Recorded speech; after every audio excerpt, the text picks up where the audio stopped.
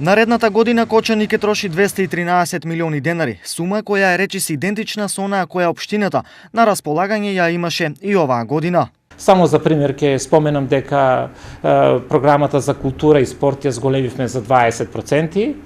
Развојните програми ги зголемивме за скоро 30% од 61 милион денари на 75,5 милиони денари, така да што покажавме една сосема друга димензија и рационално користење на средствата.